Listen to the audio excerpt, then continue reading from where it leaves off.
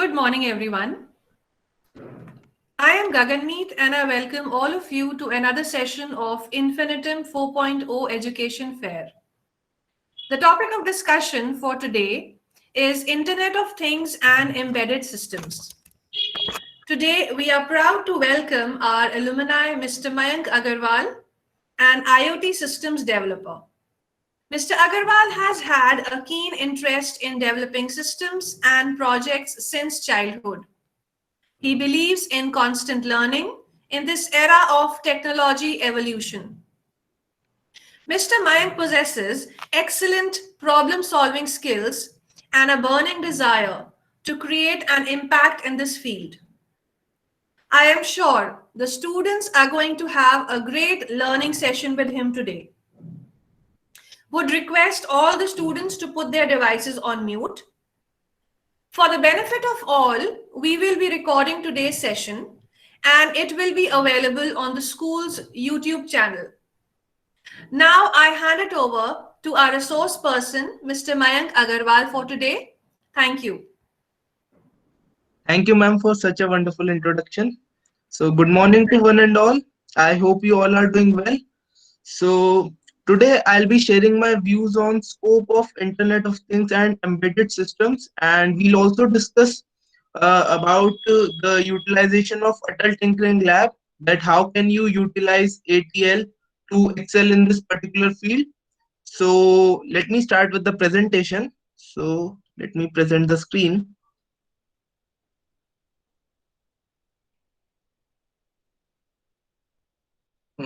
So I hope my screen is visible. Ma'am, my Yes, screen is visible, right? yes, it is visible. Thank you, ma'am. So yeah, today we'll discuss about scope of Internet of Things and embedded systems. Like, does this field has any scope in future or not? हम आज पूरा इसकी depth में जाएंगे कि क्या scope है इसका आगे एंड कैसे आप इसमें एक्सेल कर सकते हैं एंड कैसे आप अटल टिंकरिंग लैब यूज कर सकते हैं अपनी नॉलेज को एनहांस करने के लिए. So let's start. First of all, what is an embedded system? Let us understand what is an embedded system actually. So, what do we mean by embedded? Embedded का मतलब होता है कि किसी एक चीज के ऊपर दूसरी चीज को एम्बेड करना यानी इंटीग्रेट करना, दो चीजों को मिला के एक फाइनल प्रोडक्ट बनाना. तो एम्बेडेड सिस्टम्स बेसिकली होते हैं कि हम हार्डवेयर और सॉफ्टवेयर को इंटीग्रेट करते हैं.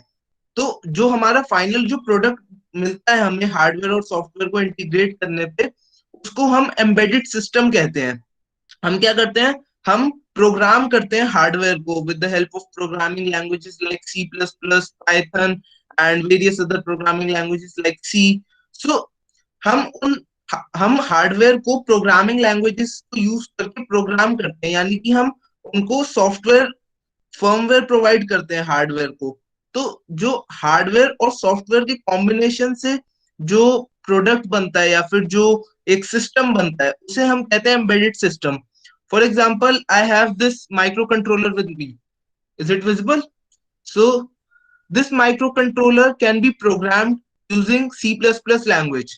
So I can program this microcontroller with the help of C++ to perform various operations. तो जब मैं C++ प्रोग्राम को इस हार्डवेयर में एम्बेड कर दूंगा तो ये एक एम्बेडेड सिस्टम बन जाएगा. I hope it is clear. So now let us understand some of the examples of embedded systems that we see in our day-to-day life. So first example is automatic wipers and lighting system. So आप लोगों ने XUV 500 जो car है महिंद्रा की, उसके बारे में सुना होगा डेफिनेटली. तो उस कार में एक फीचर है कि जैसे ही शाम होगी या फिर इवनिंग का टाइम होना स्टार्ट हो जाएगा तो उसकी हेडलाइट्स ऑटोमेटिकली ऑन होने लग जाएंगी. उसमें जो है एक फीचर है कि हम उसको मैनुअली भी ऑन कर सकते हैं, उन हेडलाइट्स को मैनुअली भी कंट्रोल कर सकते हैं एंड ऑटोमेटिकली भी वो हेडलाइट्स ऑन ऑफ हो सकती हैं. तो ये कैसे होता है? ये बेसिकली एलडीआर की हेल्प से होता है. LDR is light dependent resistor. LDR is light sensor. Basically it senses the light. वो देखता है कि कितनी लाइट आ रही है. वो सेंसर, उस सेंसर को जब सिग्नल मिलता है कि अब मेरे पास लाइट कम आ रही है, तो अब मुझे लाइट्स को ऑन कर देना है, हेडलाइट्स को। तो ये सब जो क्वेरीज है, ये जो मैं आपको बता रहा हूँ कि उस सेंसर को ये करना है, उस सेंसर को पता कैसे लगता है कि मुझे ये करना है?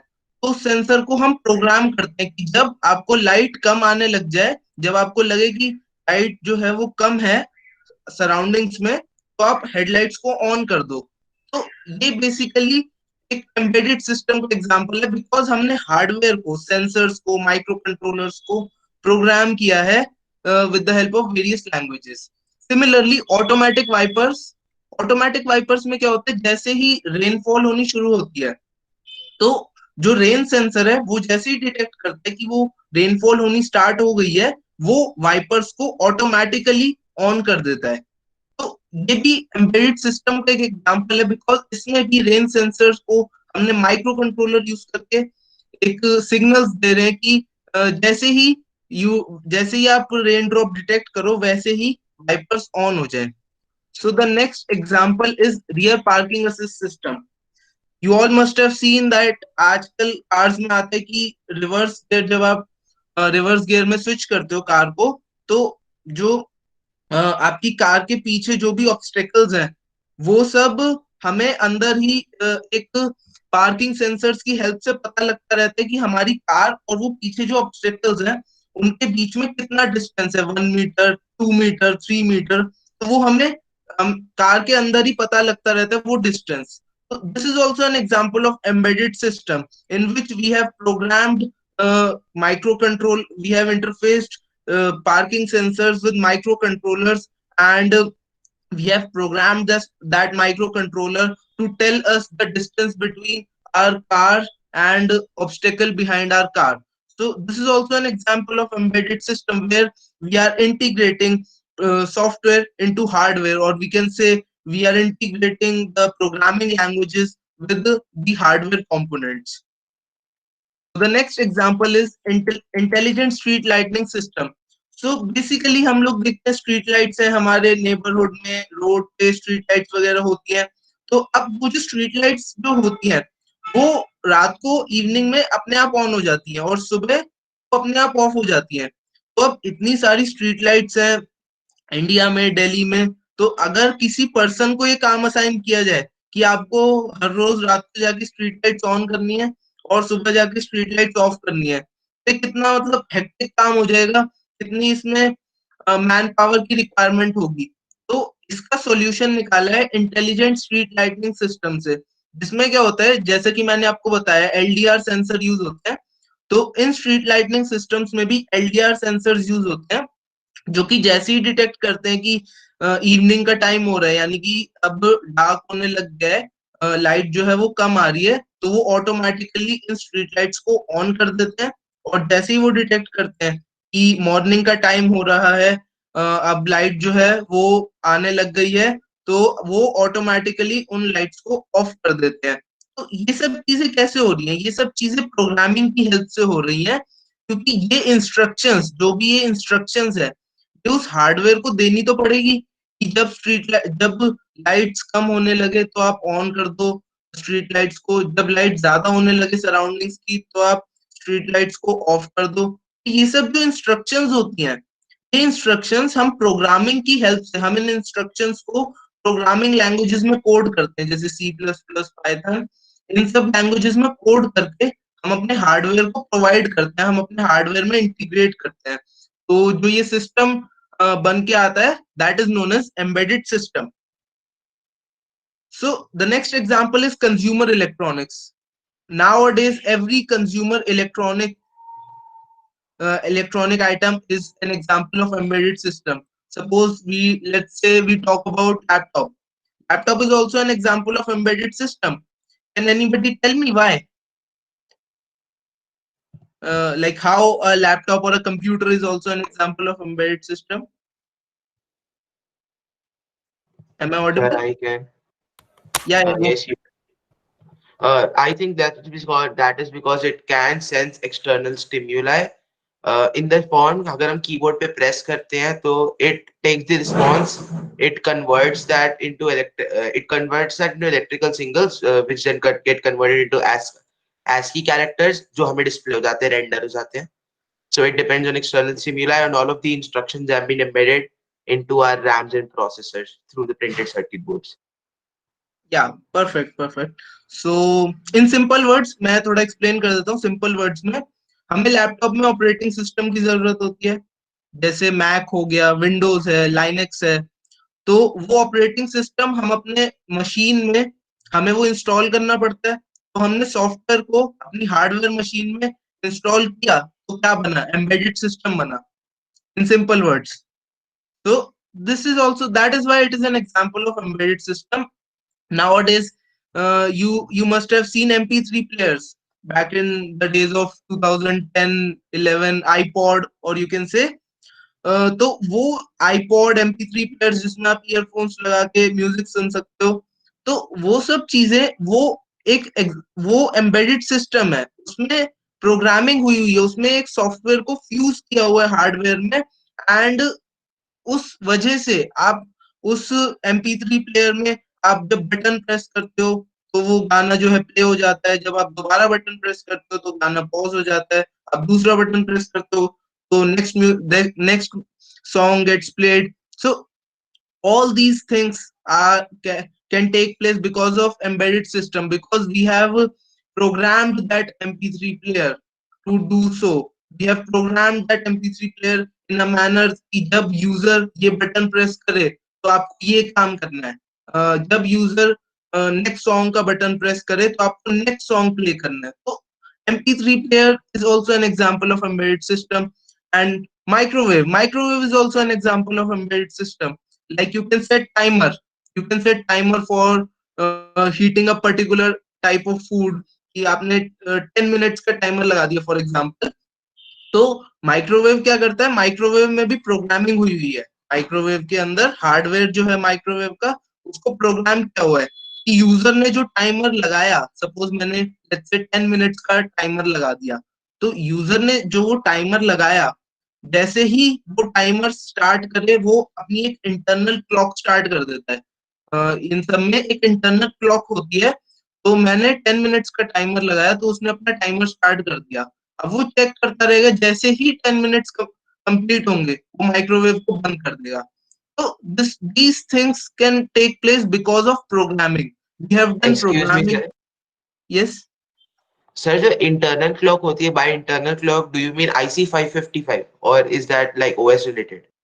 Yeah, you can say that. Basically internal clock में टाइमर्स होते हैं, टाइमर सर्किट्स होते हैं, ऑसिलेटर्स होते हैं जो कि उसको क्लॉक सिग्नल्स प्रोवाइड करते हैं. जो क्लॉक होती है वो कंप्यूटर के लिए सिग्नल की फॉर्म में होती है, फ्रीक्वेंसी की फॉर्म में होती है. हम लोग के लिए जो क्लॉक होती है वो होती है कि 7 o'clock 8 o'clock. बट जो कंप्यूटर होता है उसके लिए वो फ्रीक्वेंसी की फॉर्म में होती है. For example if we talk about की 16 मेगाहर्ट्ज की फ्रीक्वेंसी है किसी भी एक क्लॉक ऑसिलेटर की, तो वो क्या करेगा, एक सेकंड में 16 मेगाहर्ट्ज यानी कि 16 इंटू 10 की पावर 6 की साइकिल्स जो है वो जनरेट करेगा. तो बेसिकली ये होता है, इन सब साइकिल्स की हेल्प से वो पता लगाता है कि कितना टाइम हो गया, क्या हो गया. Okay, sir. So the next example is a fully automatic washing machine. You all must have seen semi-automatic washing machine, fully automatic washing machine. इसमें आप टाइमर सेट कर सकते हो कि 50 minutes 40 minutes, and you can set the mode as well कि आपको rinse करना है, वॉश करना है, स्पिन करना है. तो जैसे ही आप ये मोड सेट करते हो तो जो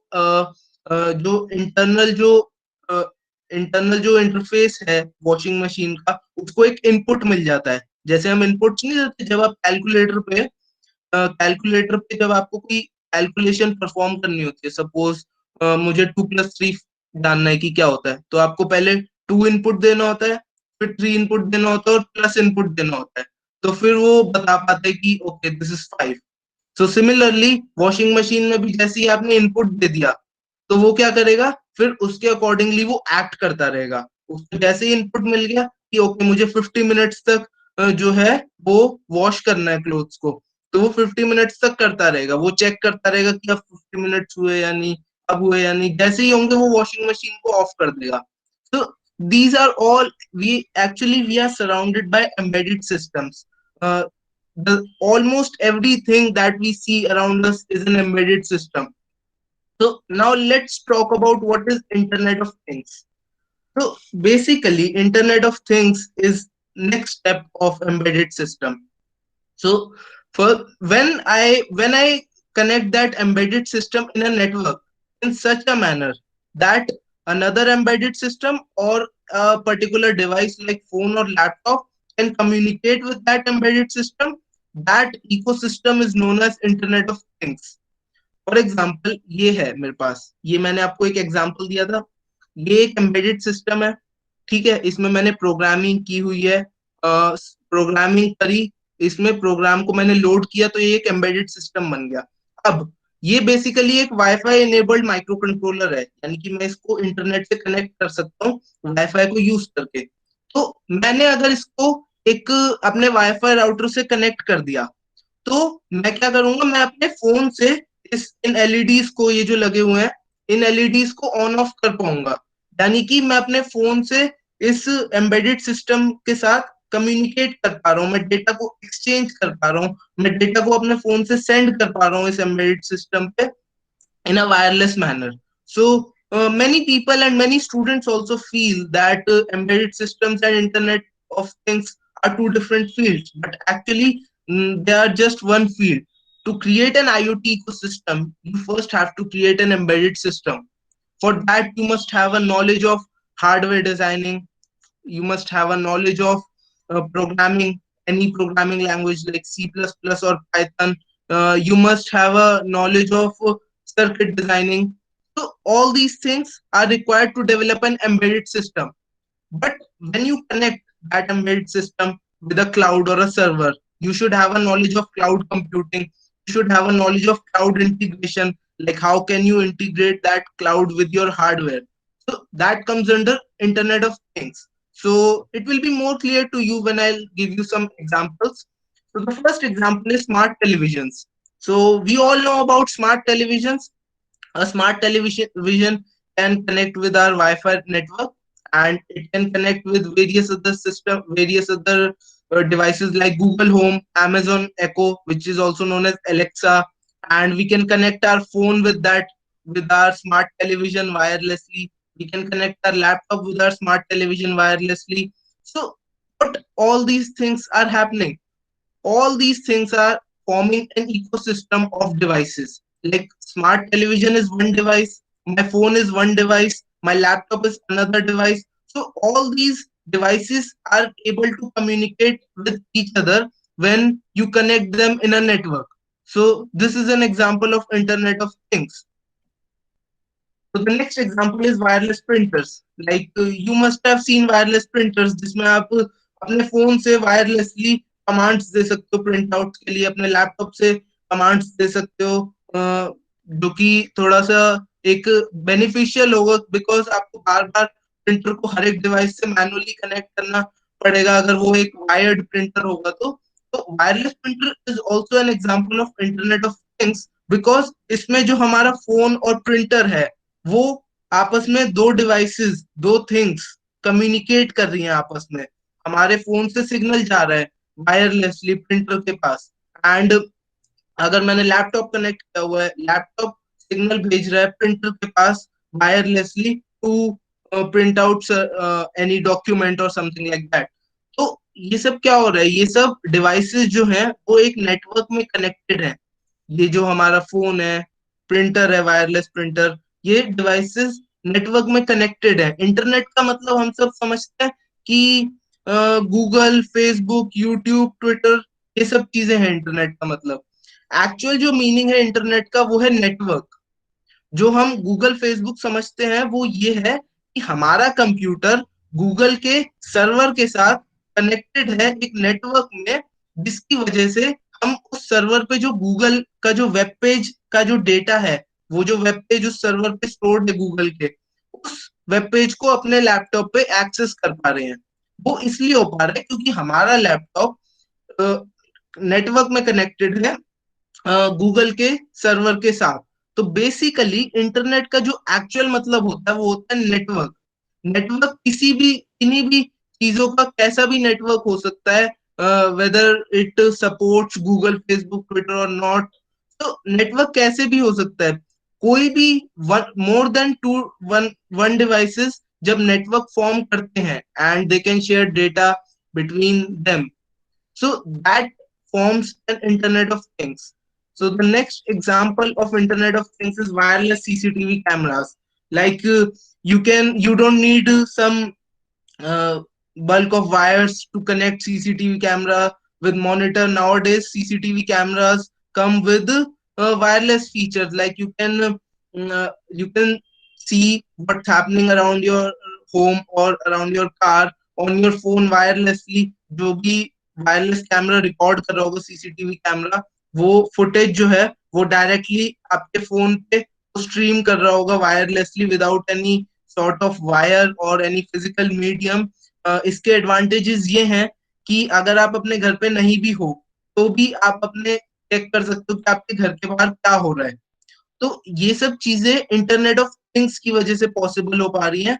our camera is one type of thing and our mobile is another type of thing, and they are communicating with each other. Our camera is sending data to our phone in a wireless manner, so that is why it is an example of internet of things. The next example is fitness bands. We all know what fitness band does. So fitness band क्या करता है कि हम उसे अपने wrist पे fitness band को tie करते हैं एंड हमारे फोन के साथ वो वायरलेसली कनेक्ट होता है। तो जितने भी हम रनिंग करते हैं, वर्कआउट करते हैं या कोई भी फिजिकल एक्सरसाइज करते हैं, वो फिटनेस बैंड क्या करता है, वो उन सब का डेटा जो है वो रिकॉर्ड करता रहता है। हमारी हार्ट बीट का डेटा, हमारा जो पल्स है, पल्स रेट जो है, वो सब डेटा वो रिकॉर्ड करता रहता है और हमारे फोन पे वायरलेसली वो सेंड करता रहता है। और फिर हम at the end of the day we can track our performance on our phone on an app. So this is also an example of internet of things because fitness band is one device and our phone is another device, and one device is sending data to another device via wireless transmission. So let's move on to next application, which is very interesting, which is smart refrigerators. Nowadays, many companies have already launched smart refrigerators. Samsung has launched a smart refrigerator जिसमें क्या क्या features हैं, like वो smart refrigerator हमारे phone पे data भेजता रहता है कि हमारे फोन में जो हमारे जो जो हमारे फ्रिज में आइटम्स हैं, लाइक मिल्क और यू कैन से वेजिटेबल्स, फ्रूट्स, उनकी क्वालिटी कैसी है, वो कहीं खराब तो नहीं हो गए काफी टाइम से रखने की वजह से। उनकी क्वालिटी का वो डेटा एनालाइज करके वो भेजता रहता है हमारे फोन पे। वो क्वांटिटी का डेटा हमारे फोन पे भेजता रहता है, that you can see in the picture as well, that milk left 0.5 liters, and that smart refrigerator sends a notification that you are running short of milk, please go and buy some milk. And one very interesting feature of smart refrigerator is कि ये इसके अंदर एक feature है जैसे कि हमारे जो रेफ्रिजरेटर में जो आइटम्स हैं, लाइक फॉर एग्जांपल जो भी वेजिटेबल्स हैं, फ्रूट्स हैं, उन सब के कॉम्बिनेशन से क्या क्या डिश बन सकती है, वो भी स्मार्ट रेफ्रिजरेटर हमें बताता है। कि मतलब suppose we have fruits and fruits and vegetables, so उन सब के कॉम्बिनेशन से जो भी रेसिपी या फिर जो भी डिश बन सकती होगी, स्मार्ट रेफ्रिजरेटर क्या करेगा, वो उसकी या तो वीडियो यूट्यूब पे प्ले कर देगा हमारे फोन पे, या फिर वो उसका डिश का नाम भेज देगा हमारे फोन पे and we can search for that dish. So this is also an example of Internet of Things where our device is connected with our phone. So all these things come under Internet of Things. The next example is connected cars. You must have seen nowadays advertisement of Honda City, जिसमें Alexa से आप car के अंदर AC on कर सकते हो, AC का temperature set कर सकते हो कि यू कैन से Alexa set the temperature of my car to you can say 15 or 16.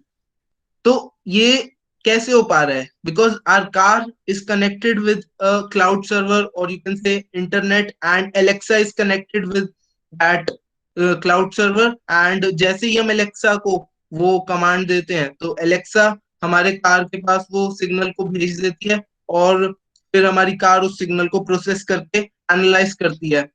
इस फीचर की वजह से हम क्या क्या कर सकते हैं, हम अपने फोन पे अपने कार का टायर प्रेशर चेक कर सकते हैं, हम मॉनिटर कर सकते हैं कि हमारे कार के टायर्स में कितना एयर प्रेशर है, हमारे जो फ्यूल टैंक है कार का उसमें कितना फ्यूल बचा हुआ है। इनफैक्ट इससे हम ये भी कर सकते हैं कि हमारे अगर like if you have given your car to your friend, तो आप ट्रैक कर सकते हो कि वो कार कहाँ कहाँ जा रही है। और इसमें एक सबसे इंटरेस्टिंग फीचर है कि आप लिमिट कर सकते हो, आप आपने अपने फोन पे अगर सेट कर दिया कि मेरी कार 10 किलोमीटर के रेडियस के बाहर नहीं जानी चाहिए, तो जैसे ही अगर कोई भी पर्सन आपकी कार को 10 किलोमीटर के रेडियस के बाहर ले जाने की कोशिश करेगा, तो वो उस रेडियस को जैसे ही क्रॉस करेगी कार, वो इग्निशन, वो इंजन को बंद कर देगी, वो चलेगी ही नहीं। तो ये सब चीजें इंटरनेट ऑफ थिंग्स से हो पा रही है कि आप अपने फोन से मॉनिटर कर रहे हो, आप ट्रैक कर पा रहे हो कि कार्स कहाँ जा जा पा रही हैं। तो this is this is an IoT ecosystem which is a futuristic technology. So there is a common question that students must have in their mind, like I want to go for commerce in 11th class, तो मैं ATL में जाके क्या करूंगा? मैं तो मतलब business side में जाऊंगा या फिर कॉमर्स में जाऊंगा। तो मेरा तो एटीएल में तो जो भी काम होता है वो सब एक टेक्निकल काम है, टेक्नोलॉजी रिलेटेड वर्क है। तो मेरा तो टेक्निकल फील्ड में कोई होगा ही नहीं कॉमर्स अगर मैं लूंगा। तो ये स्टूडेंट्स के माइंड में क्वेश्चन होता है। तो इसके लिए मैं ये आंसर देना चाहूंगा कि nowadays many businesses are deploying IoT based applications. So the first application is voice assistant. We all know various voice assistants like Google Assistant, Alexa, Siri, Bixby, and Cortana. So various businesses are deploying voice assistant technology. Like one thing, you can order pizza from Domino's in US with the help of your Google Assistant. You just have to say, okay Google, order me a cheese pizza, and that Google Assistant will order the pizza from Domino's, and all the payments will be done accordingly from your net banking or e-wallet linked with that system. So this is the use of voice assistant in IoT applications for businesses. So this is voice assistants are useful for businesses, like suppose if a person has a restaurant or a salon.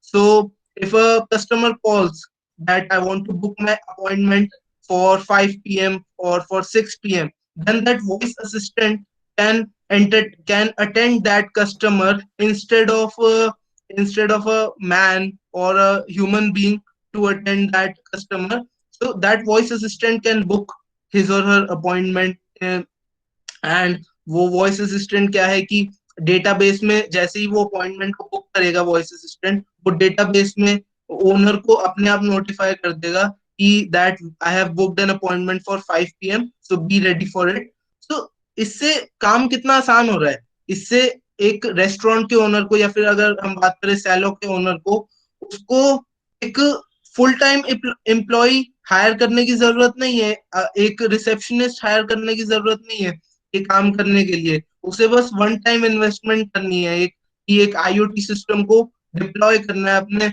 Business में। सो उससे क्या होगा कि बाद में फिर वो IoT based applications अपने आप वो सब काम करते रहेंगे, and it's much more efficient then a normal human being. Like you can even book an appointment on a voice assistant at night also. Like many people, like it's there's no need to hesitate if you're talking to a voice assistant. So yeah, this is the application of IoT in business. So the next application is anti-theft clothing tags. So आप लोगों ने देखा होगा, अगर आप किसी एक shopping outlet पे गए होगे Zara, H&M, वहां पे क्या होता है, क्लोथ्स पे एक इस टाइप के टैग्स लगे होते हैं जो पिक्चर में दिखे हुए हैं। तो ये जब आप क्लोथ्स को परचेज कर लेते हो और बिलिंग वगैरह सब कर देते हो, तो वो जो काउंटर पे इन टैग्स को हटा दिया जाता है। अगर तो ये इन टैग्स का रोल क्या होता है कि अगर ये टैग नहीं हटे होंगे ना, तो क्या होगा, अगर कोई भी थीफ क्लोथ को कोशिश करेगा स्टोर से बाहर ले जाने की, तो एंट्रेंस पे क्या होता है, एंट्रेंस पे कुछ रेज होती हैं, एंट्रेंस पे ऊपर ट्रांसमीटर्स लगे होते हैं, जो स्टोर की एंट्रेंस है उस पे ट्रांसमीटर्स लगे होते हैं जो कुछ रेज को कंटिन्यूअसली एमिट करते रहते हैं।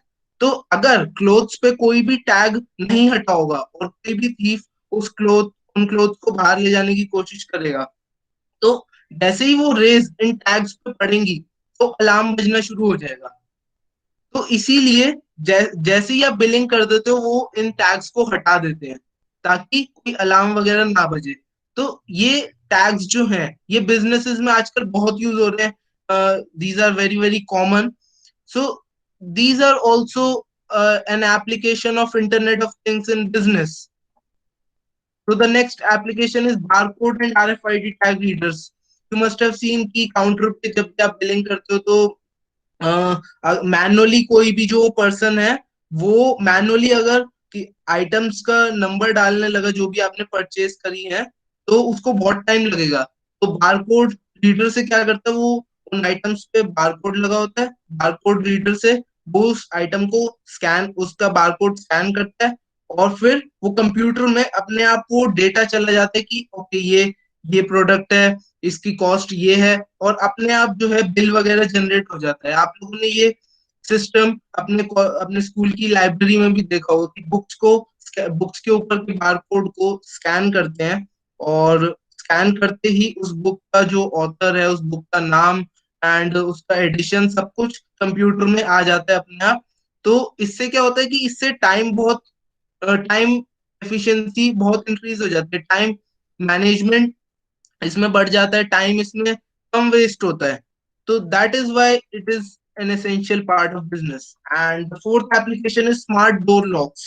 So suppose if a person if a businessman has 4 branches of his or her restaurant, suppose we can say he has got 4 branches of his or her restaurant. So one is in Gurgaon, one is in Noida, one is in Delhi, one is in Faridabad. तो उस person को 4 जगह जाना पड़ेगा अपने घर से सुबह, 4 जगह, ताकि वो उस रेस्टोरेंट को ओपन कर पाए। But with smart door lock he can open the locks of all the restaurants in just one tab on his phone. तो ये सब चीजें इंटरनेट ऑफ थिंग्स की वजह से हो पा रही है, because that lock is connected with internet and our phone is also connected with internet, and these two devices can communicate with each other. तो इस वजह से so these are the applications of IoT in business. So the next applications of IoT is in e-commerce. Like we all know e-commerce websites like Amazon, Flipkart, Snapdeal, Myntra. So e-commerce sector is growing like crazily in India, or you can say in the world. So there are all, I can say there are various applications of IoT in e-commerce sector as well. So the first application is inventory management. Do you know what an inventory is? Um, Basically, inventory is a warehouse where all the goods that the e-commerce company supply is kept. Basically, for example, if we talk about Amazon, Amazon supplies electronic products and various other products. So वो जो products होते हैं वो inventory होती है उनकी specific, जो कि बहुत बड़ी इन्वेंट्रीज होती है जहाँ पे वो प्रोडक्ट्स सारे रखे हुए होते हैं, वेयर हाउसेज होते हैं। तो आईओटी की इन्वेंट्री मैनेजमेंट में एक बहुत बड़ी एप्लीकेशन है। Let me tell you how.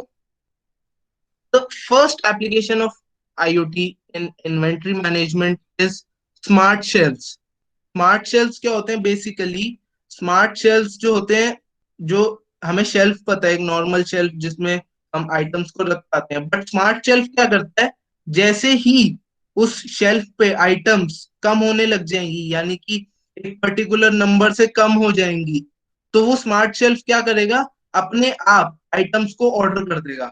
For example, एक शेल्फ पे 20 फोन्स की कैपेसिटी है, एक स्मार्ट शेल्फ की 20 फोन्स की कैपेसिटी है। तो जैसे ही वो फोन्स कम होने लग जाएंगे, जैसे ही वो फोन्स 5 से नीचे ड्रॉप होंगे, तो वो स्मार्ट शेल्फ क्या करेगा, अपने आप और फोन्स को ऑर्डर कर देगा, ताकि अगर कोई फ्यूचर में कस्टमर ऑर्डर करता है तो ऐसा ना बोलना पड़े अमेजोन को that we are out of stock. And all these things will be done by machines, यानी कि इसके लिए कोई भी आपको एक एम्प्लॉय की जरूरत नहीं है जो कि एक ट्रैक रिकॉर्ड रखता रहेगा कि कितनी आइटम्स रह रही हैं, कितनी आइटम्स इन्वेंट्री में है, कितनी आइटम्स और ऑर्डर करनी है। ये स्मार्ट शेल्फ का काम है। Second application of IoT in inventory management is, suppose there are certain products, like for example, an e-commerce company supplies cereals, pulses, like food materials. So इन सब का क्या होता है, जो सीरियल्स पल्सेस वगैरह होते हैं, इन्हें एक स्पेसिफिक एनवायरनमेंट कंडीशंस की रिक्वायरमेंट होती है, यानी कि इनका एक स्पेसिफिक टेम्परेचर में इनको रखा जाना चाहिए, अदरवाइज ये खराब हो जाएंगे। स्पेसिफिक ह्यूमिडिटी लेवल होना चाहिए उस जगह का जहाँ पे भी इन्हें रखा गया है, वो इन्वायरमेंट, मतलब एक स्पेसिफिक इन्वायरमेंट चाहिए होता है ऐसी कुछ आइटम्स के लिए। Like for example, if we talk about food material, तो वो जो इन्वायरमेंट है, वो इन्वायरमेंट IoT की वजह से अचीव हो पाता है। Like for example, if we deploy a system, an IoT based system, जहाँ पे ऐसा हो कि जैसे ही टेम्परेचर 45 से ऊपर जाए तो कूलिंग या फिर एयर कंडीशनर्स ऑन हो जाए इन्वेंट्री में, या फिर जैसे ही टेम्परेचर 5 डिग्री या 3 डिग्री से नीचे जाए तो हीटर्स ऑन हो जाए इन्वेंट्री में, ताकि उस इन्वेंट्री में जो प्रोडक्ट्स रखे हुए हैं उनको एक ऑप्टिमम टेम्परेचर मिल पाए, ताकि वो खराब ना हो। ये सब चीजें IoT की वजह से पॉसिबल हो पाएंगी। तो the next application is delivery management. So delivery management में क्या होता है कि बेसिकली, जैसे जब हम स्विगी या फिर फूड पांडा और यू कैन से जोमेटो से फूड ऑर्डर करते हैं, तो जैसे ही वो जो डिलीवरी बॉय है वो हमारा ऑर्डर पिकअप कर लेता है आउटलेट से, तो हम उसे रियल टाइम ट्रैक कर पाते हैं अपने फोन पे। बट क्या ऐसा अमेजोन से जब आप ऑर्डर करते हो उसमें हो पाता है? Can anybody tell me? No Yes, sir, नहीं sir. हो पाता। नो सर, उसमें नहीं। ये दिखाते हैं सर, सिर्फ उसमें ये दिखाते हैं कि शिपमेंट हुई है या फिर वो सर इम्पोर्ट हो उसमें चुका है, सिर्फ Exactly. पोस्ट सिर्फ उसमें शिप की रूट शो ट्रैकिंग करते दिखाते हैं। हैं। एग्जैक्टली तो ऐसा क्यों होता है? Can anybody tell me? Can anybody? Sir because वो बाहर की कंट्री से इम्पोर्ट होते हैं, तो सर वो पूरा रास्ता इतना वो बहुत ज़्यादा हो जाएगा। तो सर वो एक मतलब कुछ कुछ वो सेट कर देते हैं पॉइंट्स की, वहाँ पे पहुँच गया तो सर वो वहाँ पे टिक हो जाएगा। क्योंकि सर वहाँ से कोई कहीं से भी सामान हो रहा है, जैसे बाहर की कंट्री से इम्पोर्ट हो रहा हो या फिर दूर से हो रहा हो, तो वो रियल टाइम में दिखाना मुश्किल होगा बहुत। एग्जैक्टली तो बेसिकली क्या होता है, जब सर स्विगी से अगर आप रियल ऑर्डर, टाइम में इतनी दूर से दिखाएंगे तो इंफ्रास्ट्रक्चर कॉस्ट बहुत बढ़ जाएगी और डैमेजेस भी ज्यादा हो जाएंगे। यू आर सर राइट, उनके कुछ फिक्स एब्सोल्युटली। सेंटर्स होते हैं। सो बेसिकली क्या होता है कि जो जैसे ही जो स्विगी वाला मैंने एग्जांपल दिया, तो स्विगी वाले एग्जांपल में क्या होता है, जब डिलीवरी बॉय हमारा ऑर्डर पिकअप करता है उसके बाद ही हम रियल टाइम ट्रैक कर पाते हैं, उससे पहले नहीं कर पाते। उससे पहले वैसे भी कुछ होता नहीं ट्रैकिंग के लिए, बट वो रियल टाइम सर ट्रैकिंग। होता है, वो ये दिखाते हैं कि प्रिपेयरिंग फूड, पैकिंग फूड, ये आता है। Yeah, that is right, but I'm talking of like traveling of our order, so that is right. So basically, जो जो डिलीवरी बॉय है उसके फोन में जो जीपीएस है, उस जीपीएस की वजह से हम अपना जो ऑर्डर है उसे रियल टाइम बेसिस पे ट्रैक कर पाते हैं। तो अब ई कॉमर्स सेक्टर में डिलीवरी मैनेजमेंट के लिए companies are planning to install GPS systems in their orders or packages so that users can track their order on real time basis। अभी क्या है, Amazon पे हमें ये पता लगता है कि order arrived at Delhi airport, order arrived at order arrived in Delhi, or you can say something like that, but हम रियल टाइम बेसिस पे उसे ट्रैक नहीं कर पाते। वो इसलिए ट्रैक नहीं कर पाते बिकॉज जीपीएस जैसा सिस्टम अभी इंट्रोड्यूस नहीं हुआ है किसी भी पैकेजेस में या फिर डिलीवरी मैनेजमेंट सिस्टम्स में। तो but companies are planning to install GPS modules so that user can track on real time basis की ओके तो ऑर्डर कहाँ कहाँ जा रहा है। उसके अलावा various sensors are will be deployed in the packages which will give a real time data कि मतलब जो ऑर्डर होता है जैसे कुछ आइटम्स जो होती हैं जो हम ऑर्डर करते हैं वो काफी सेंसिटिव होती है जिन्हें थोड़ा केयरफुली हैंडल करना होता है।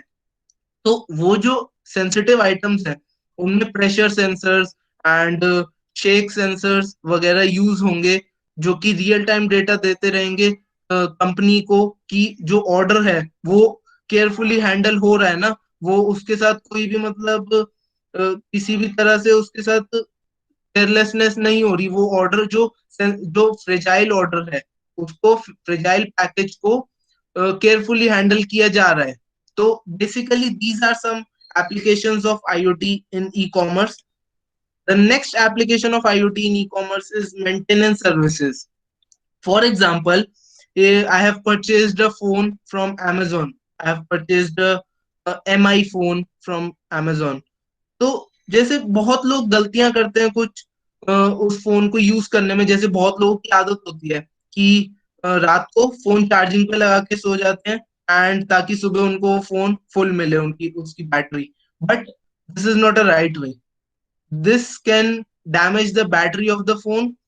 तो ये सब चीजें जो होती हैं इस सब चीजों के लिए मेंटेनेंस के लिए companies are deploying various type of sensors and various actuators in our devices, जिससे क्या है कि वो रियल टाइम बेसिस पे मॉनिटर कर पाएंगे कि फोन के साथ क्या हो रहा है।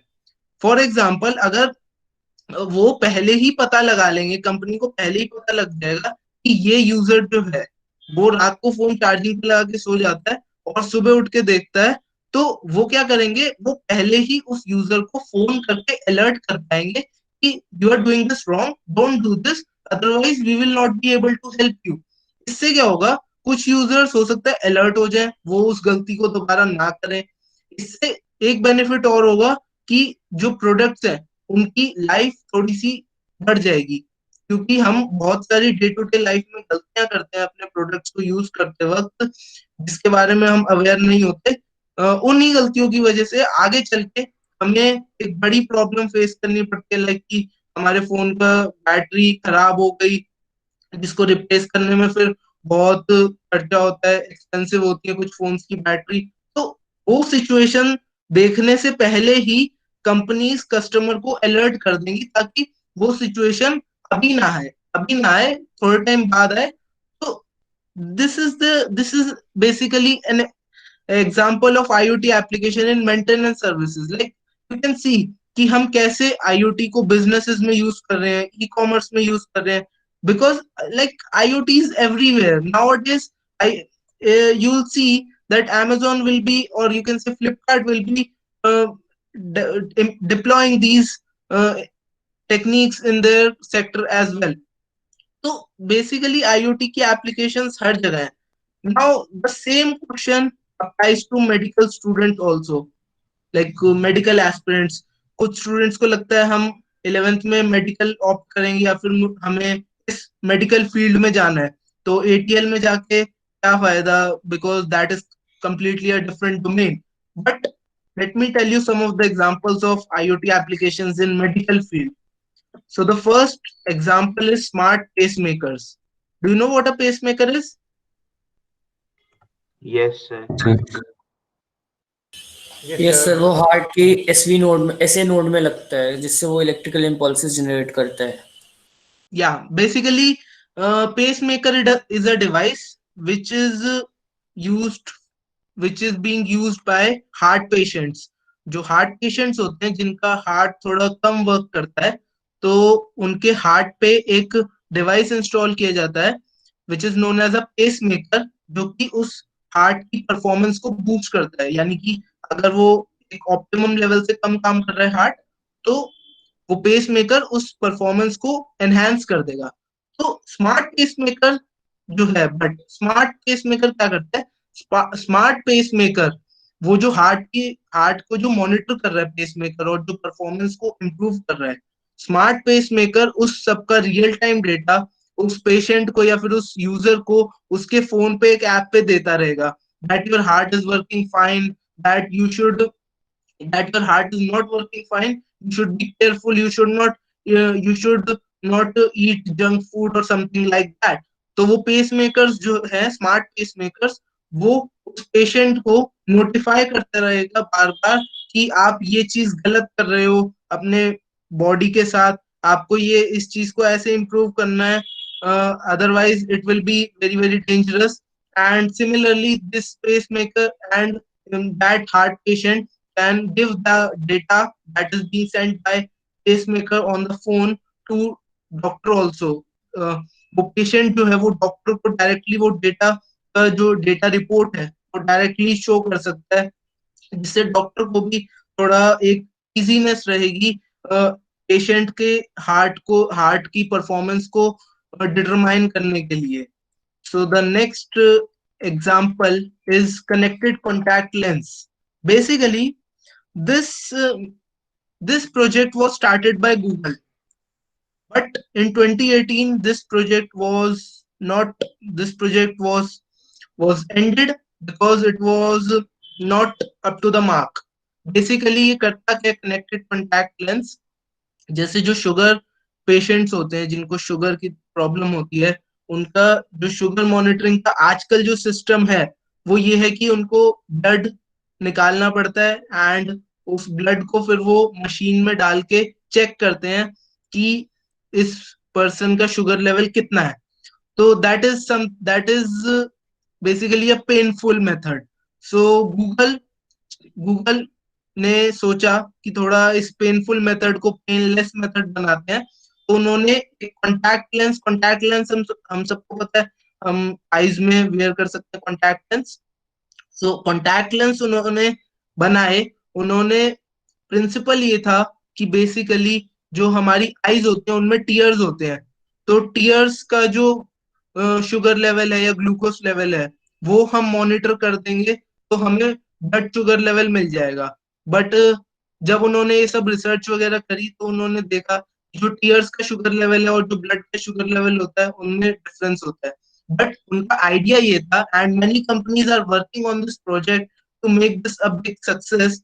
सो उनका आइडिया बेसिकली ये था कि ये कॉन्टैक्ट लेंस एक शुगर पेशेंट लगा लेगा, तो ये कॉन्टैक्ट लेंस में सेंसर्स लगे हुए हैं जो कि ग्लूकोज को या फिर शुगर को डिटेक्ट करते हैं जो कि टीयर्स में है. तो वो उसको डिटेक्ट करके सेंसर, और वो सेंसर रियल टाइम बेसिस पे उस डेटा को कि कितना ग्लूकोज लेवल है उस डेटा को उस यूजर के फोन पे सेंड करता रहेगा. Like you can see there are three basically parts of this contact lens. First is contact lens, which is obviously. Second one is sensor, which will detect the glucose level. The third one is tip and antenna. Antenna will be used to transmit the data of that glucose level to the user's phone.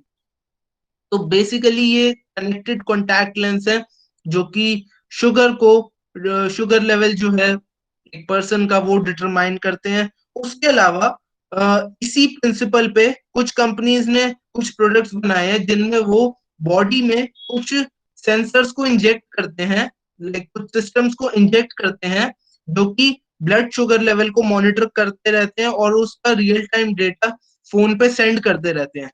तो let's see कि आगे इस project का क्या होता है.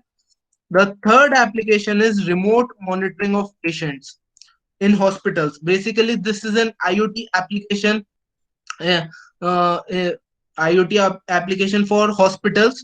So basically, इसमें क्या कर सकते हैं कि जो पेशेंट्स होते हैं वो पेशेंट्स का, आप लोगों ने देखा होगा एक स्क्रीन होती है, उस पे पेशेंट का ऑक्सीजन लेवल आता रहता है, उसके हार्ट का जो भी है वो ECG आती रहती है, इलेक्ट्रोकार्डियोग्राफी एंड पल्स रेट आता रहता है, बहुत सारा डेटा आता रहता है. तो वो सब डेटा क्या होगा कि वो सब डेटा आगे आने वाले टाइम में with the help of IoT based application वो सब डेटा डॉक्टर के पास या फिर नर्स के पास या वार्ड बॉय के पास डायरेक्टली उनके फोन पे या फिर उनके लैपटॉप पे डायरेक्टली सेंड होता रहेगा हर एक पेशेंट के नाम के साथ, ताकि वो क्लियरली उन्हें हर एक का एक ट्रैक रिकॉर्ड ना बनाना पड़े। Like in hospitals what happens is कि नर्स को हर एक का ट्रैक रिकॉर्ड बनाना पड़ता है, for temperature, for body temperature, for pulse rate and various parameters are there. So इससे क्या होगा कि वो हर एक का मैनुअली ट्रैक रिकॉर्ड नहीं बनाना पड़ेगा, वो मशीन्स डायरेक्टली डेटा को सेंड करते जाएंगे। सो इसमें एक चीज और हो सकती है, जैसे ग्लूकोस होता है, जैसे ग्लूकोस पेशेंट्स को दिया जाता है, ग्लूकोस होता है, ब्लड ब्लड जो है वो चढ़ाया जाता है पेशेंट्स को। तो इससे इसमें स्मार्ट मॉनिटरिंग हो सकती है कि जैसे ही ग्लूकोज की बोतल या ब्लड की बोतल खत्म होने वाली हो, तो वो नर्स को या फिर वार्ड बॉय को नोटिफाई कर दे उसके फोन पे कि पेशेंट नंबर 10 और 20 उसकी जो ग्लूकोज है वो खत्म होने वाला है, तो नेक्स्ट बॉटल के लिए रेडी रहो। तो ये सब चीजें आईओटी एप्लीकेशंस की वजह से मेडिकल फील्ड में एक सिग्निफिकेंट चेंज लाएंगे।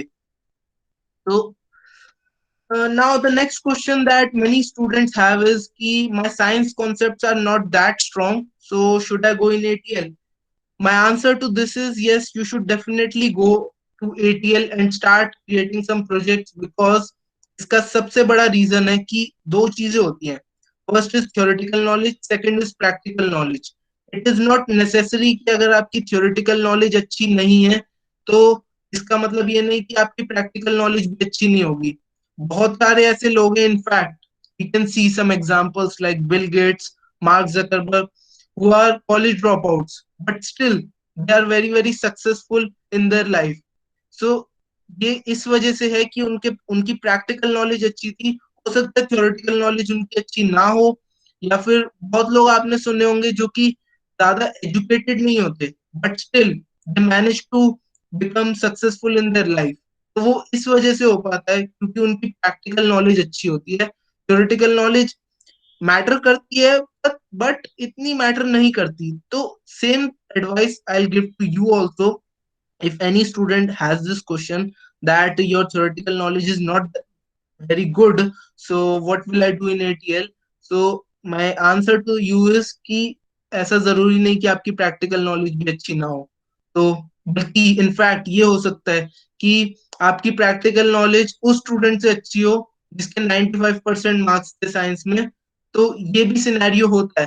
तो you should, every student should go in ATL and at least have a look कि क्या हो रहा है। Because if you are a doctor, like मैंने आपको IoT एप्लीकेशंस बताई मेडिकल फील्ड में, if you are a doctor and in future अगर आपको कभी भी ऐसी सिचुएशन फेस करनी पड़ती है जहां पे इन इन प्रोडक्ट्स को, IoT बेस्ड प्रोडक्ट्स को या फिर IoT बेस्ड प्रोजेक्ट्स को आपको हैंडल करना पड़ता है, तो आपको ये फील नहीं होना चाहिए कि मैं इसको कैसे हैंडल करूंगा। Because IoT is the future. You will see that future of IoT industry is this. So the market of IoT industry will be worth rupees 1,567 billion US dollar by 2025. By 2020, 75% of cars will be connected to internet, and by 2025, 100% cars will be connected. Like, इसका हम exam ये तो हम देख सकते हैं कि 75% cars connect हो चुके हैं इंटरनेट से। Like you can C MG Hector is an internet enabled car. You can see Hyundai Venue is an internet enabled car. Honda City is an internet enabled car. So now companies are launching internet enabled cars. So ये जो cars का जो ये तो हम देख रहे हैं, हम होते हुए, हम इसे सच होते हुए देख रहे हैं कि कार्स इंटरनेट से कनेक्ट हो रही हैं। And by 2025 every car, each and every car will be connected with internet. By 2025, more than 21 billion IoT devices will be there. You can see some of the IoT devices. We are seeing some of the IoT devices now, but by 2025, more than 21 billion IoT devices will be there.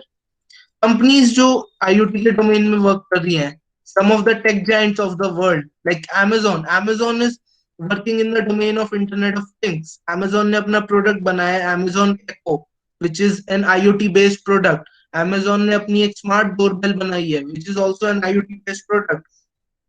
Google is working in the domain of IoT. Google ने अपना product launch किया है जो Google Home, that is an IoT based product. Google ने जो Chromecast है, Chromecast is basically an IoT based product which enables a non-smart television to connect with internet and other devices.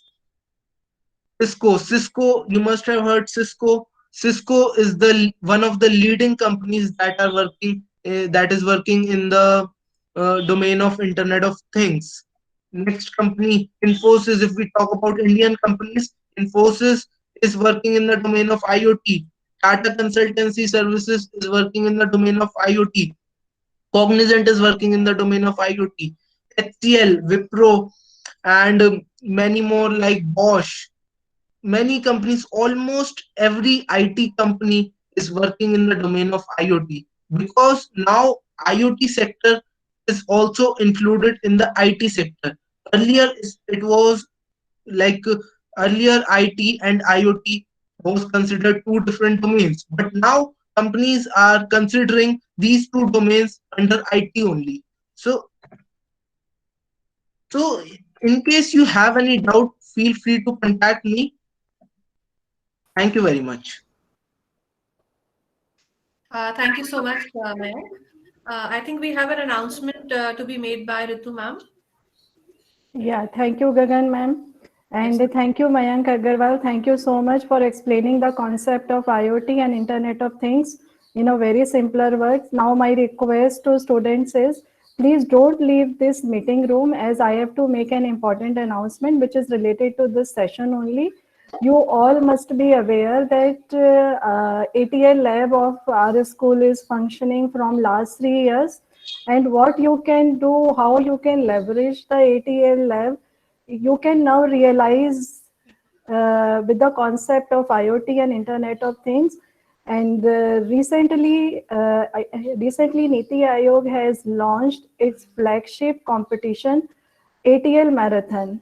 And this year too, our school participated and we were one of the winners. And our school team, comprising of Madhav, Mayank Mahavir and Amrit Chauhan, won the competition, and they got the opportunity to get their name and fame published in the Times of India, and got publicity in the ATL corner of the Niti Aayog. So same opportunity can be availed by you. Every one of you can participate, and this time we are hoping to cover maximum students of 8th, 9th and 10th. And for this competition, what you have to do, you have to watch this video, which is going to be uploaded on a school YouTube channel. By the end of this day, you have to watch this video again and again, just to get an idea in which you want to work on. And you have to make a team of 3 to 4 students. As Mayank has explained, there are applications of commerce area, medical field, and other fields as well. So my suggestion is, you can make a team of 3 to 4 members, wherein one student can be very good in the bio field, one can be very good in the physics field, so he can play with the electronic components, and other student may be very good in the debating type of area, so that he can pitch the idea very well in front of the jury. So try to make a team of 3 to 4 members with different capabilities, with different strength. Fine. And now I am expecting that most of you will be participating in the ATL marathon competition. And by Monday, we will be sharing a Google form with you, wherein you have to fill all the details of your team members and how you can leverage the ATL lab when we are working online.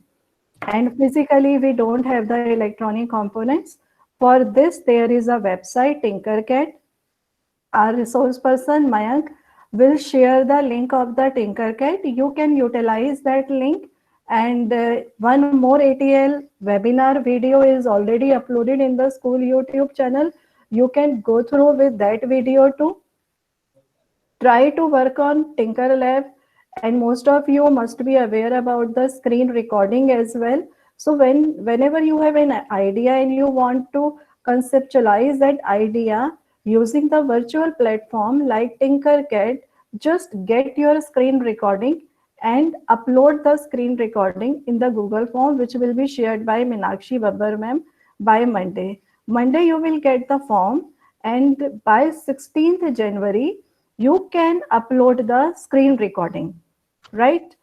And we have Mayank Agarwal with us. We can come together again after 16th January on Google Meet to discuss about the projects which will be sent to the Niti Aayog. And that's all. Yeah, that's all. And thank you so much, Mayank. And over to you, Gagan ma'am. Thank you, Ritu ma'am. We will open the questions. We will open the forum for question and answers now. So the students who have questions can put their questions to Mayank Agarwal. We can start with Gangesh. Gangesh, you can switch on your camera, please. Yeah, ma'am. Good morning, sir. I am Gangesh. Good morning. And my question is, sir, according to a survey by IEE Spectrum, C and C++ are the most used programming languages for embedded systems.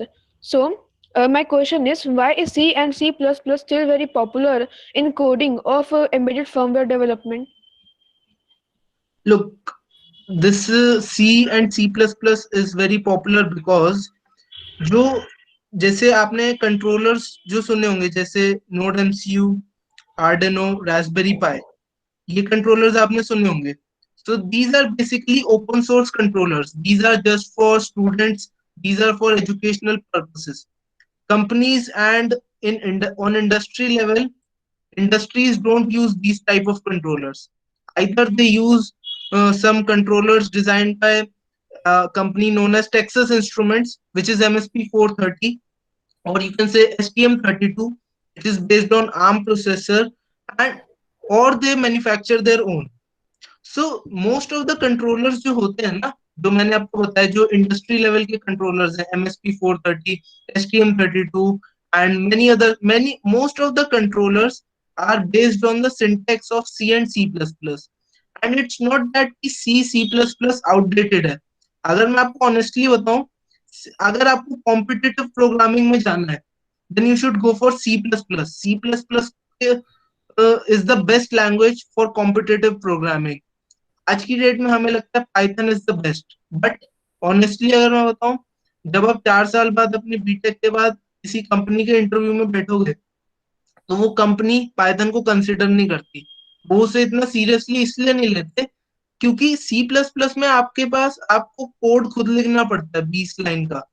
जो code आप C++ में खुद लिखते हो 20 line का, वो code Python में पहले ही प्री डिफाइंड लाइब्रेरीज हैं, उनको आप बस लाइब्रेरीज को इंपोर्ट करो, फंक्शंस को कॉल करो और आपका काम हो गया. 20 लाइन का कोड 2 लाइन में हो गया. So that is why C and C++ is very popular in terms of coding as well, and in terms of programming of microcontrollers as well. So you should, like, C and C++ is a very good language. Like syntax of C++ is there. And sir, by the way, can Python be used for programming of embedded systems? Sorry, आपकी आवाज cut गई थी थोड़ी. Can you please? Sir, by the way, Python can be used for programming of embedded systems or not? Yeah. Raspberry Pi जो मैंने आपको controller बताया, वो पाइथन पे वर्क करता है. ऐसा नहीं है कि पाइथन को यूज नहीं करते, बट आपको C++, और मैं आपको ये भी नहीं कह रहा कि सिर्फ आप C++ को सीखो, बट मैं C++ और पाइथन दोनों आनी चाहिए. एंड वन थिंग कि आप 10 प्रोग्रामिंग लैंग्वेजेस मत सीखो, आप एक प्रोग्रामिंग लैंग्वेज सीखो, उसमें परफेक्ट हो जाओ. अगर आपको बाई चांस किसी भी वजह से स्विच करना पड़ा दूसरी प्रोग्रामिंग लैंग्वेज पे, तो you will take only 15 days to understand the syntax of that programming language. You will not need much time. You will need only 15 days. So आप मतलब both of these languages are used, but you should work on quality rather than quantity. Like I should learn Java also, Python also, C++ also, but you are not master of any language. So that is not right. Thank you so much, sir, for answering my questions. Sir, I am Tarsha and I would like to ask that can we pursue IoT course abroad also? And if yes, then which country and institute will be best suitable for that? If we talk about abroad, अगर मैं आपको India की बात बताऊं, India में IoT course जो है वो बैचलर्स में तो बिल्कुल भी नहीं है, कोई भी इंस्टीट्यूट ऑफर नहीं कर रहा।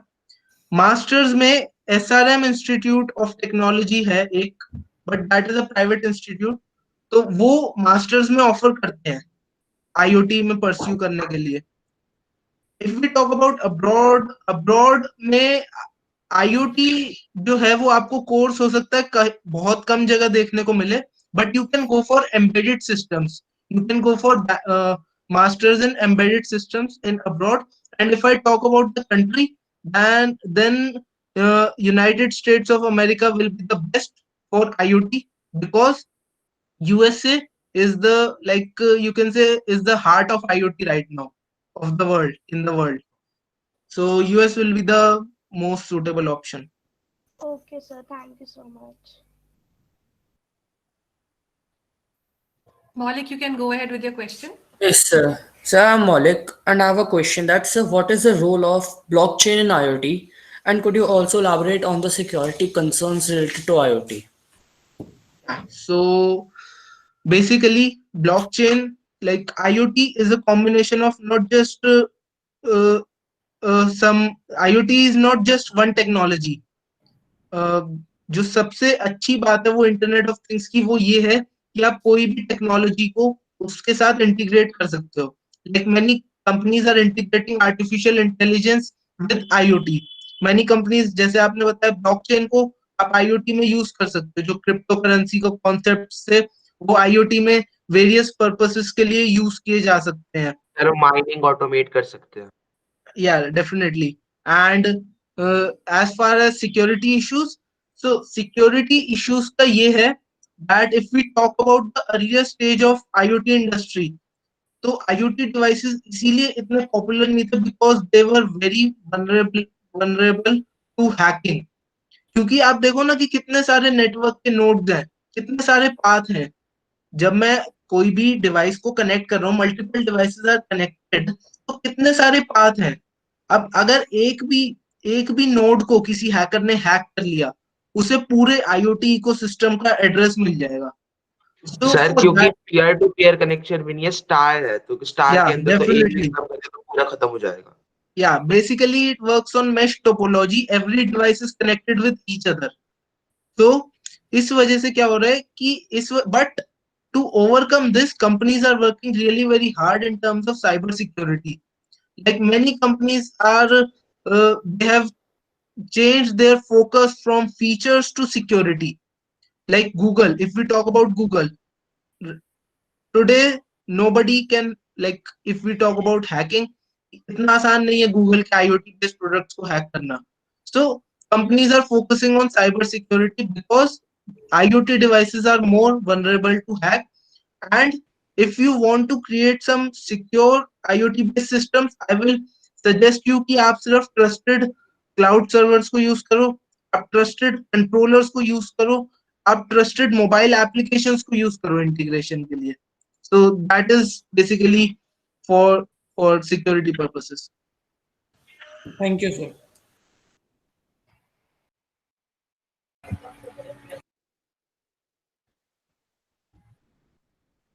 Mayank, you can go ahead with your question. Yes, ma'am. Good morning, sir. Good I am morning. Mayank. My question is, sir, as we all know that robots are made by humans only. Yes. So, will it be correct to say that humans are becoming slaves of technology or robots? Please explain. You can say that we have become a slave of technology, and to be very honest, यही rule को follow करके IT companies बहुत पैसे कमा रही हैं। But अगर मैं आपको बताऊं, जैसे ये जो चीज है ना, ये आप स्लेव तब बनते हो जब आप उस टेक्नोलॉजी को अपने ऊपर हावी होने देते हो, जब आप उस टेक्नोलॉजी को सही तरीके से कंस्ट्रक्टिव मैनर में, पॉजिटिव मैनर में यूज नहीं करते. Like for example, you must have seen robot movie featuring Rajnikant. So in the first half of the movie, that robot was doing a very good job. He was helping others, and in the next half, that robot turned out to be an evil. So वो ही robot, like आपने देखा, जिसने जिसने उसको बनाया, उस robot को, उसी को उसने मारने की कोशिश की. तो अगर आप उस टेक्नोलॉजी को एक कंस्ट्रक्टिव वे में यूज नहीं करोगे ना, और एक मतलब जो सेट ऑफ प्रोटोकॉल्स है जो उस टेक्नोलॉजी के लिए बने हुए हैं, तो उसमें कोई हार्म नहीं है. वो टेक्नोलॉजी आपके एक तरह से आपके फ्रेंड की तरह एक्ट करेगी, चाहे वो रोबोटिक्स हो, चाहे वो कोई भी हो. अब आर्टिफिशियल इंटेलिजेंस की अगर हम बात करें, अगर किसी रोबोट को आर्टिफिशियल इंटेलिजेंस दी गई कि वो खुद से सीख पाए, तो वो खुद से सीखते सीखते कोई ऐसी चीजें भी सीखने लग जाएगा जो कि जो ह्यूमैनिटी के लिए डिस्ट्रक्टिव है. तो उस चीज को हमें लिमिट करना है कि आर्टिफिशियल इंटेलिजेंस को, हाँ, कि कितनी लिमिट है उस चीज की, और उसको, ताकि हम वो जो टेक्नोलॉजी है वो एक पॉजिटिव मैनर में यूज हो पाए. सर क्योंकि जो जो लर्न करते हैं सर, उनका कोई मतलब ऐसी लिमिटेशन नहीं होती, क्योंकि सर उनके पास पूरा एक सर्वर पड़ा होता है और Exactly. नेटवर्क में वो पूरा इनफाइनाइट जा सकता है, बट एक ह्यूमन माइंड के अंदर लिमिटेड चीजें ही आ सकती हैं. Exactly. Basically, if you can relate to that example also, like Google है. Google के पास हमारा सारा डेटा जा रहा है, हमारा सारे एप्स की परमिशन है, आप कहाँ जा रहे हो, आपने इससे चैट किया, सारी डिटेल्स गूगल के पास है. But we trust Google because हमें पता है कि गूगल इस टाइम पे तो एटलीस्ट, कि हमारे साथ कोई भी डेटा जो है, वो उसके जो सर्वर्स हैं गूगल के, वो डेटा ब्रीच नहीं होंगे. And Google also follow some policies and set of rules and regulations कि हमारे जो यूजर्स हैं उनका डेटा मिसयूज नहीं होना चाहिए. कस्टमर्स का जो है, जो वो डेटा को भले ही वो सेल भी करते हैं, बट वो सेल जो डेटा को वो करते हैं वो ऑथराइज्ड कंपनीज को करते हैं, ऐसा नहीं कि अनऑथराइज्ड कंपनीज को कर दिया. तो इसीलिए टेक्नोलॉजी को अगर कुछ रूल्स को फॉलो करते हुए यूज करोगे, कुछ प्रोटोकॉल्स को माइंड में रखोगे, एथिक्स को फॉलो करते हुए यूज करोगे, तो उसका कोई हार्म नहीं है. बट सर फेसबुक ने अपना वो ओपन ऑपरेशन चलाया था जिसमें उसने 2 इंडिपेंडेंट एआईज जो डिफरेंट प्रोसेसर्स पे चल रही थी उनको एक साथ कम्युनिकेट कराया था, और सर 2 दिन के अंदर उन्होंने अपनी लैंग्वेज भी बना दी थी. या तो फिर सर क्लोज वो डाउन सर ये करना भी पड़ा हुआ था क्योंकि कि, एथिकल इश्यूज आ गए थे. और सर जब ब्रेक डाउन किया तो सर वो कहते कि ह्यूमंस के उनको एक मतलब टाइप ऑफ कि उनको हम रखेंगे, उनको मतलब हार्म नहीं As a करेंगे, बट slave. उनको एज अ रखेंगे स्लेव, हम्म, क्योंकि सर वो क्रिएट कर सकते हैं और फिर उनसे एक ऐसी अपने मतलब ऐसे पार्ट्स बनवा लेंगे ताकि वो खुद क्रिएट कर सके. Sir exactly. क्योंकि उन्होंने दो, जब वो फेसबुक ने ये किया था, वो बेसिकली ये रोबोट चैट सिस्टम के लिए किया था, जो बंदे अकेले मतलब जिनके फ्रेंड नहीं था कि वो एक एआई से चैट कर सके. बट जब उन्होंने 2 चैटबॉट एक साथ रखे थे, तब उन्होंने मतलब अपनी खुद की लैंग्वेज बना ली थी विद इन 2 days. और सर इसलिए सर एमएल ज्यादा चलती है. एआई चला दोगे तो सर पब्लिक पॉलिसी में फंस जाओगे, तो कि उसके बाद अगर एआई को आपने इंडिपेंडेंट रिसोर्स दे दी तो सर फिर कुछ प्रॉब्लम हो जाएगी. इसलिए वो एमएल यूज करती है, सिरी, गूगल होम वगैरह. Let me tell you one thing, ML is a domain of AI. These are yes not. Sir, लेकिन वो सर एमएल तो बस अपने पुराने डेटा के ऊपर ही वर्क करती है ना, वो नया डेटा तो उसी की थ्रू क्रिएट करती है. नो नो नो नो, अपने पुराने डेटा के जो उसके पास पुराना डेटा है उसके बेसिस पे वो नए रिजल्ट्स को प्रिडिक्ट करती है. Like you go on YouTube, आपने जो भी अपनी प्रीवियस वीडियोस देखी होंगी, लाइक सपोज आपने सॉन्ग सुने होंगे, लाइक सपोज आपने बादशाह के सॉन्ग सुने होंगे, तो वो आपको बादशाह के ही गाने आगे सजेस्ट करेगा, क्योंकि उसको पता लग गया उसका एमएल से कि आपके पास बादशाह का आपको बादशाह के गाने पसंद है, तो वो आपको उसी के सजेस्ट करेगा. तो सर these क्योंकि are not, टेक्नोलॉजी लर्न करती है. yeah, so these are not two different fields. वो जो लर्न करती है ना, वो उसको जब तक डेटा नहीं दोगे वो लर्न करेगी ही नहीं. तो वो डेटा तो देना पड़ेगा ही. जो आर्टिफिशियल इंटेलिजेंस है वो उसको, जैसे जो कोई भी अगर हम छोटा बच्चा होता है उसको सिखाना तो पड़ेगा ही ना एटलीस्ट, कि ये ए होता है, ये बी होता है, ये सी होता है. ऐसा तो नहीं कि हम उसको कह सकते हैं कि तो उसके सामने बुक रख दी और डायरेक्ट पढ़ ले. उसको सिखाना पड़ता है तो वो सीखता है, फिर वो जैसे जैसे इवॉल्व होता जाता है, बड़ा होता जाता है, उसके पास अपना एक माइंड आ जाता है, फिर वो खुद से सीखने लग जाता है, उसको पता लग जाता है कि अब कैसे सीखना है। तो same thing applies to artificial intelligence as well. तो any other questions? Yes, Pranjal, you can go ahead with your question. Or Kushagra is also raising his hand. Kushagra, you can ask your question. Ma'am, should I stop Good the morning, screen sir. sharing? Good morning. Good morning, sir. Myself, Kushagra Jain. Sir, I have a question. Uh, which languages are the basic languages that we need to learn for entering huge giants like Microsoft and Google?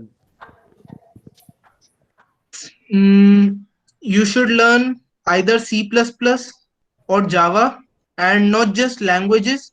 You should learn data structures and algorithms in these programming languages as well. Because tech giants are focusing on DSLGO. ये चीज मैं आपको इसलिए कह सकता हूँ because ये बहुत स्टूडेंट्स गलती करते हैं कि बहुत सारी डेवलपमेंट कर लेंगे सब चीजें, बट वो जो बेसिक जिस पे कंपनीज फोकस कर रही है, डेटा स्ट्रक्चर्स एंड एल्गोरिथम्स, वो नहीं करेंगे. So you should focus on you can choose between C++ and Java. You can choose Python also, but Python, I will say कि companies do not take Python seriously, but you can choose between C++ and Java, and you can learn data structures and algorithms in that language. Sir in the and language तो switch कर ही सकते हैं अगर DSL वो आ जाए एक बार, क्योंकि mostly तो सेम ही होता है, एक के ऊपर ही दूसरे बिल्ड होते हैं. या वही मैंने आपको कहा ना कि अगर आपको एक लैंग्वेज अच्छे से आती है कोई भी, तो आपको दूसरी लैंग्वेज में स्विच करने में मैक्सिमम 15 डेज लगेंगे.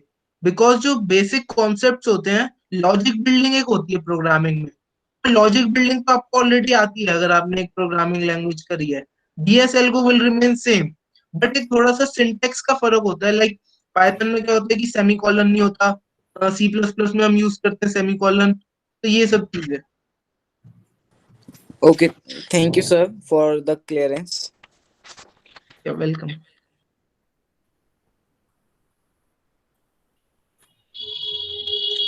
Someone is raising hand, ma'am. Sir I also have a question. Sir जैसे कुछ लैंग्वेजेस जो होती हैं वो ऊप्स बेस्ड होती हैं, बट आजकल जो मेजर इंस्टीट्यूट्स हैं जैसे आईआईटी, उनमें जनरली ऊप्स बेस्ड लैंग्वेजेस में प्रोग्रामिंग नहीं कराई जाती है. बट जो ऊप्स बेस्ड लैंग्वेजेस होती हैं उनको समझना ज़्यादा आसान होता है. तो सर हमें पहले वो पढ़नी चाहिए या फिर उन्हें छोड़ देना चाहिए?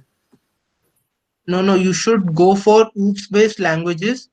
And मुझे नहीं लगता कि आईआईटी वगैरह में नॉन OOPS based languages पे प्रोग्रामिंग कराई सर जाती है. C++ तो 12th में सिखाई देते हैं, C++ में तो हाँ. oops होता ही है. You should go for OOPS languages. You should know concept of OOPS. But अगर आपको कोई कहीं पे भी रिक्वायरमेंट है जहाँ पे C यूज करने की जरूरत है, जैसे C is a non OOPS language, then you can learn also. There's no harm in it. You are just enhancing your knowledge.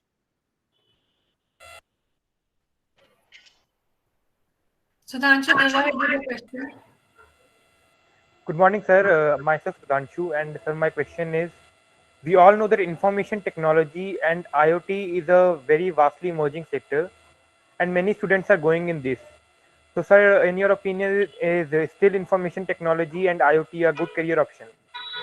Yes, it's a good career option, because IT industry is like, there's no need to tell you the uh, revenue that an IT industry is generating.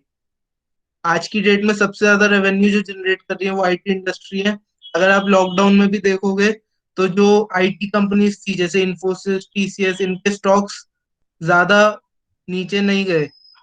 तो IT industry and IoT is a futuristic technology, and there will be a need of IoT professionals in future. So if you have a genuine interest in IoT, then it's a gold mine for you, because nobody is right now, everyone is going towards software development or any other thing. But IoT will have a will there will be great demand in IoT in future. By 2022, you will be able to see the results. And IT industry is it's basically, as I told you, IoT is a part of IT industry now. These are not two different domains. Thanks a lot, sir.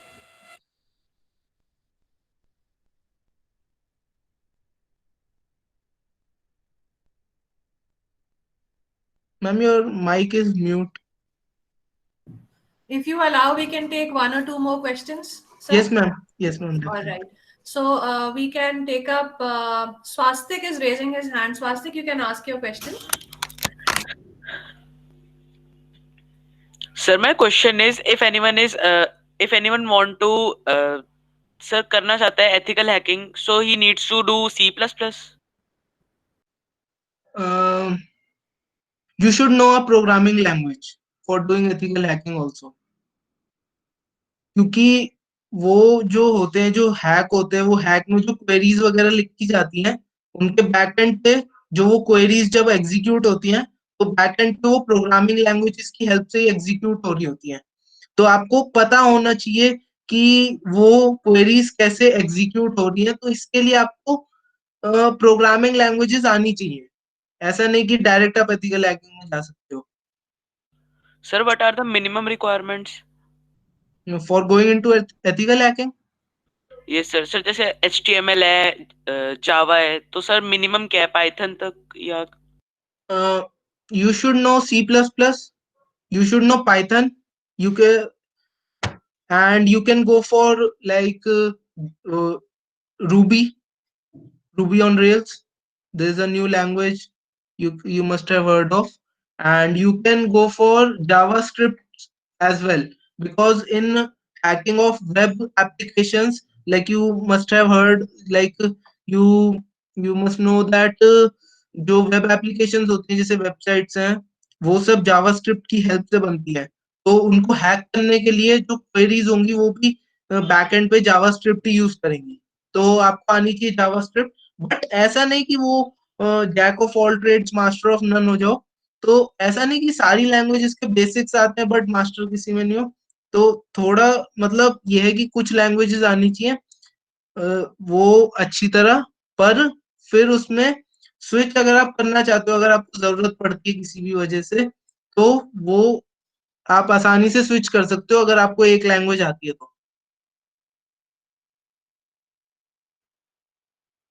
Thank you, sir. Excuse me, sir. Yes. Sir, I have a question. Yes. Sir, my question is, which companies are most suitable for jobs in India in the field of IoT? You are not audible. Hello? Sir, Yes. am I audible? Yes, now you're audible. Sir, my question is, which companies are most suitable for jobs in India in the field of IoT?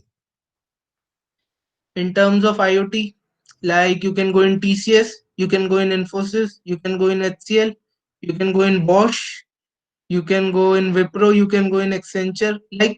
All the mass recruiters that we have, Cognizant, Accenture, Wipro, HCL, all the mass recruiters are working in IoT, but they don't hire IoT freshers. They don't hire freshers for IoT. You have to join these companies as a software developer or as an associate. Later on, they will promote you in IoT field as per your performance in that company. And if we talk about product-based companies, Google is there, Amazon is there, and various companies like Grey Orange is there, Grey Orange for embedded and IoT. So various companies are there. You can target these companies. Sir, my name is Hardik Jain. Sir, my question is, sir, is there any, can you elaborate the scope of IoT and embedded system in government sector? In government sector, you can go in DRDO and ISRO. DRDO is, you know DRDO? No, sir. Ministry of Defense Research and Development Organization. and ISRO is Indian Space Research Organization. You must have seen movie Uri the Surgical Strike. So all the tech inventions or tech products that are used in Indian defense are developed or invented at the DRDO. And DRDO is way more advanced than various tech companies of India, or you can say tech giants also.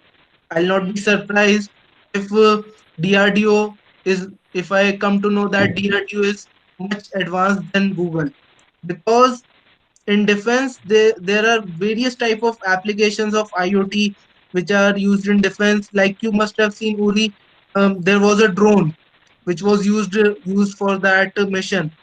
So all these things are used in the government sector in DRDO, ISRO. So you can go in that field. Because we can't compromise in our defense of our country. Yes, definitely. Thank you, sir, for answering my question. Welcome. Thank you so much, Mr. Mayank Agarwal, for such a wonderful session. I am sure the students would have gained a lot of knowledge in this lucrative field of computers and technology. I thank all the teachers and the students who were part of the session today. As I mentioned earlier, the recording of the session will be available on the school's YouTube channel. Thank you again, all of you, for joining. Thank you so much, Mr. Mayank Agarwal. Thank you, ma'am, for inviting me. Thank you. So can I leave, ma'am? Yes, please. Thank you so much. Thank you, ma'am. Thanks. The other students can also leave. Thank you.